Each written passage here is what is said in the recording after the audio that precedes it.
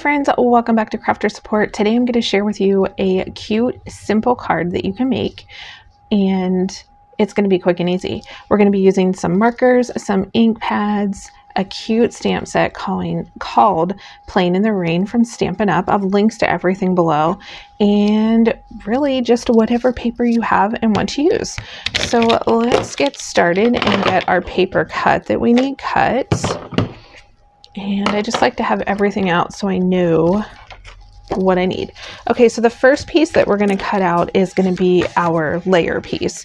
So we've talked about layer pieces before on the channel, and I need this piece to be 4 by 5.5. So I believe it's 4 1/4 right now. Yeah, so I need to cut it at 4 and 5.5. So now I'm going to turn it, bring it down. Actually, I'm going to cut it up this way because I can see the line a little bit better up there. Can you guys see the line? There we go. We're going to cut that piece. So now I have my layer piece, and I said 5.5. I meant 5 1/4. We're going to cut that at 5 1/4. Basically, we're taking 1/4 inch off all of our pieces. I just messed that up. So I'll have all the measurements down below so you won't be as confused as I'm probably making you if you read it. Okay, so now this is going to be our actual card base. So we've talked about cutting things like larger pieces of paper, and how you want to do this is cut, you know that this paper is 12 by 12. So you don't want to cut this at 11 by your 4 1/4. Okay, you want to cut this at 4 1/4 first. So that's the shortest cut is what you're going to make. So this goes to 4 1/4, and we're going to cut it there. And then we're going to turn it, pull our arm out. Let's move our markers from here.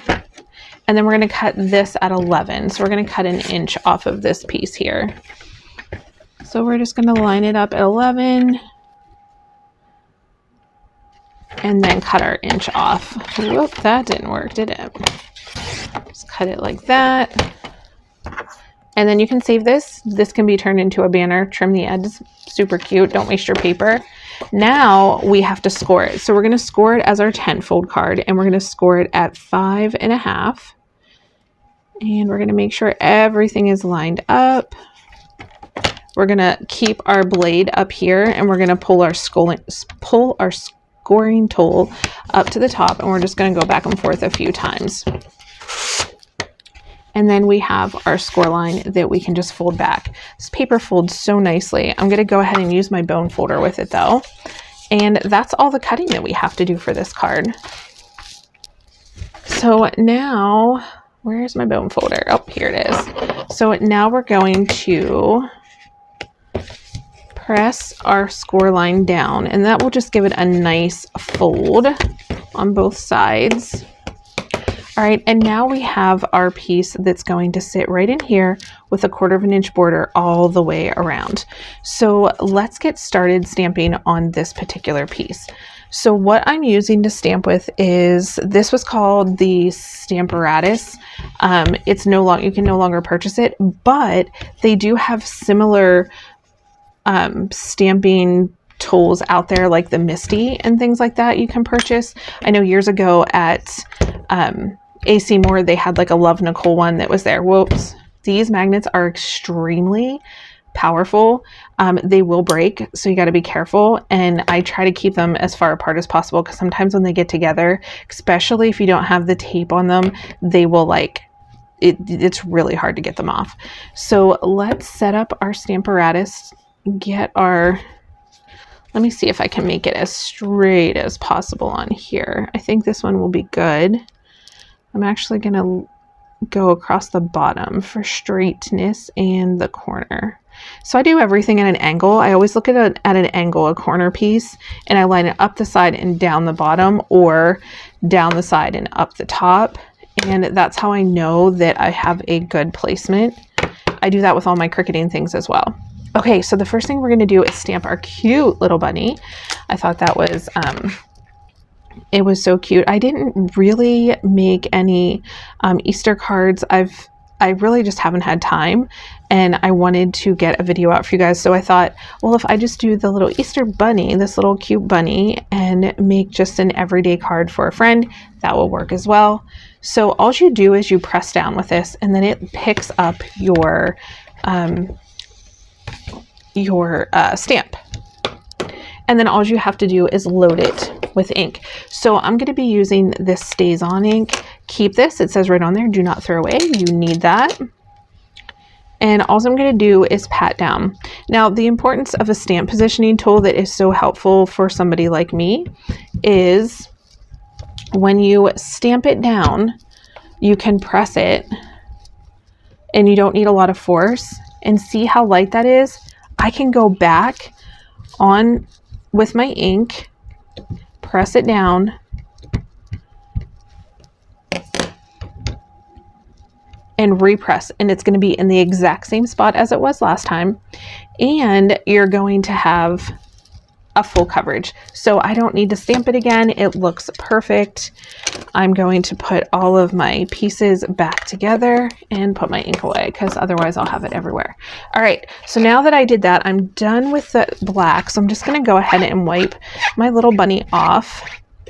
It's good to clean your stamps as soon as you can. I don't always do it immediately, but I'm trying to teach good stamping habits. So I'm going to show you guys that I am going to clean mine after using them. Okay, so then I want to put this cute set of clouds. Aren't they adorable? All right, so I'm going to put those right above that little bunny, clear at the top of the page, and press down. And now for the bunny, we're going to be using a Stampin' Spot, and it is called, this color is Basic Gray. So it's a little bit darker than the, let me see, what color was I going to use? I was going to use the Gray Granite, but I kind of wanted the clouds to be a little bit darker than what the Gray Granite offered. So I'm going to tap, tap, tap all that. Again, we can press down if it's not good enough. If we don't like the results, then we could always come back and add more ink. I like the result. I don't think there's a need for more ink on there, so I'll just put that aside. Clean my stamp. So you guys will have to let me know if you like if you're a stamper, if you like the stamp, and what your I guess abilities are for stamping. Like, are you beginner? Have you been doing it for many, many years? Like, what is the where are you at with your stamping process? Are you brand new? Things like that. I'm always interested, because then that helps me determine what maybe I should be making videos on. All right, so I'm going to put this right here. I'm going to put some raindrops just like falling right down on this little bunny, and the little bunny is like, whatever, I'm happy with it.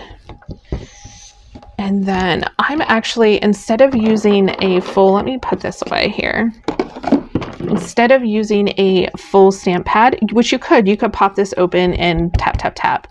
But I also want you to know is you can take your Stampin' Write markers for, especially for tiny things like this, and you can just color on your stamp set. It's the same ink, so it's not, there's nothing wrong with it. You can just color on your stamp set and then go back and press it. And again, if you don't get the press that you like, you can always go back and do it again. I like that press. It looks good to me. So I'm going to put that aside. Now what I want to do is color my little bunny. And that doesn't take long at all, because of the way I color and what I use, it goes very quickly, and I will just show you. So the first thing I want to do is the little yellow jacket that the bunny is wearing. And also I'm going to do, because this is, and I do like keeping it right on my Stamparatus whenever I color as well, is I just do lines. So I'm going to just go back and forth with these lines, and I'm not going to color in absolutely everything. It's going to have some white marks, and that's okay with me. So I'm going to color the little jacket in like that. I'm going to color the little puddle that he's in the same color as the raindrops.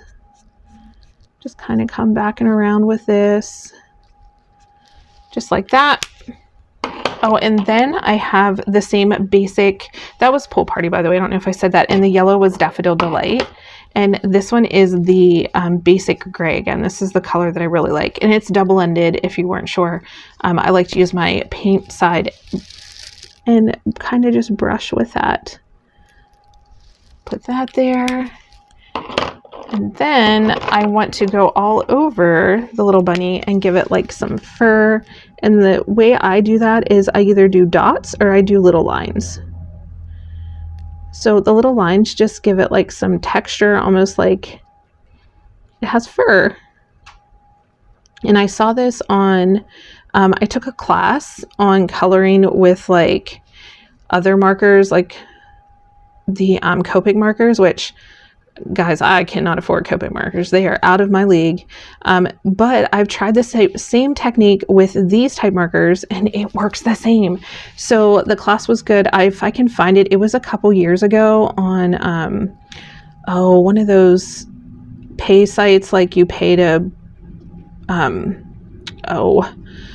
what's it called? Like Skillshare. It was one of those. It was like Skillshare or something like that. Somebody had a class on it and it was interesting. It's just, the Copic markers are just kind of out of my league, but these work beautifully when coloring with. So on the bunny's face, I am going to do a little bit longer strokes, and it is going to have some white in it, and that's okay because I've never seen a fully one color bunny.